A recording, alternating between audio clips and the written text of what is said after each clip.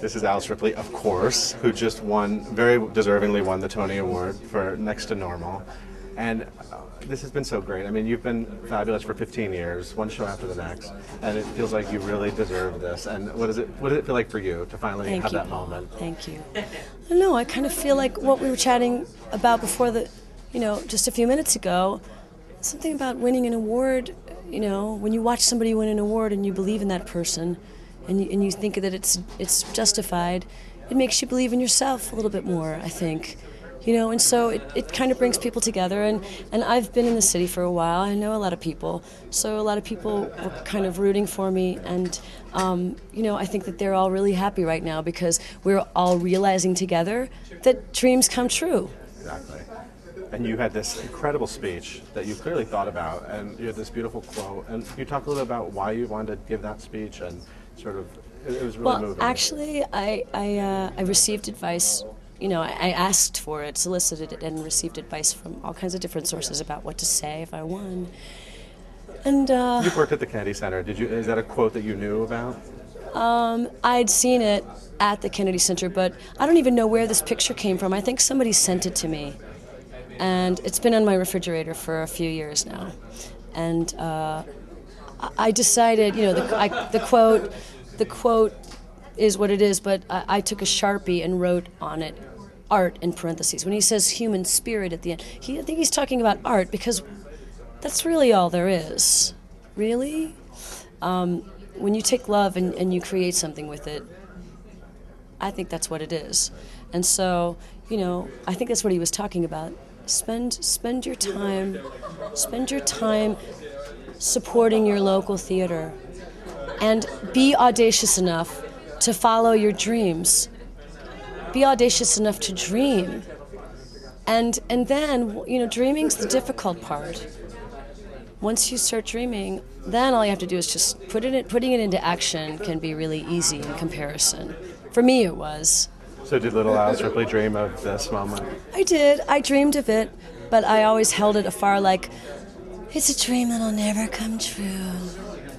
You've had ups and downs with shows, right, over 15 years, and it's not the easiest business to have a career in. And actually, when you were in LA a couple of years ago, I was worried you weren't going to come back to Broadway.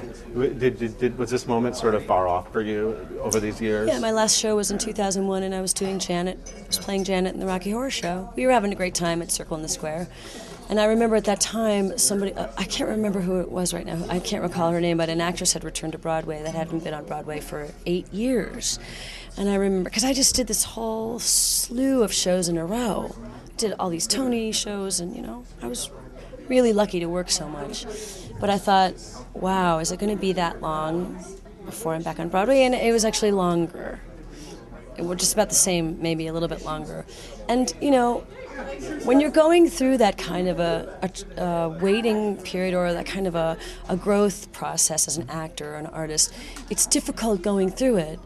But I'm so glad I never won until right now, because it just wouldn't be the same winning now. And I think one of the reasons is Diana is the role that gets the Tony. Of all the roles that I've done, Diana's the one. I mean, how can you not seriously consider giving that role a Tony, right? Because you want it to stand out. You want future actresses to see this role and go, wow, I'm afraid of that. It is an incredible role, but let's not take the credit away from you, because you deserve it. I mean, you have to be able to deliver it, obviously, but I guess the point that I'm making is that I waited all these years for a role like Diana in a musical, because I've done strictly musicals my whole life, not out of choice, but because once you start doing them, it's your thing. Your voice, you have an incredible voice. People want to hear you sing. And it's great, but I'm an actor who sings, and so, I just burn with this desire for all these years to have a role. Like, I want to play Martha in Virginia Woolf. I want to play Mary in Longest Journey to Night. I want to play the mother's role in Buried Child.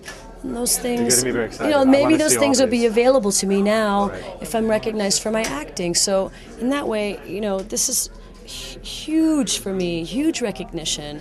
that I hope will, like, you know, have great reverberations later.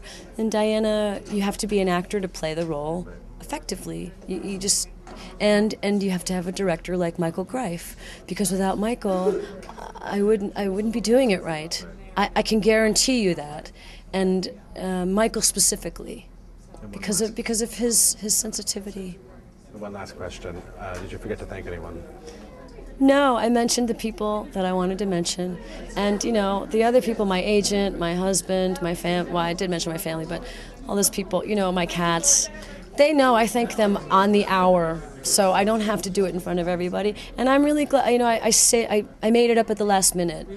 You brought up the quote in the speech, and I had the picture, I had the photo of the quote in my purse. And I was looking at it for inspiration. I had a couple of really lucky things in my purse that I just wanted to carry with me that people had given me over the weeks. And I was looking at it when I came back from doing my number tonight, and I thought, I'm just going to read it and see what happens, because I look at it every day, and I think that it's really important to remember, you know, that's what keeps you alive. Art keeps you alive. So, well, congratulations. You absolutely made my night. Thank you. Congratulations. Enjoy your night. See you.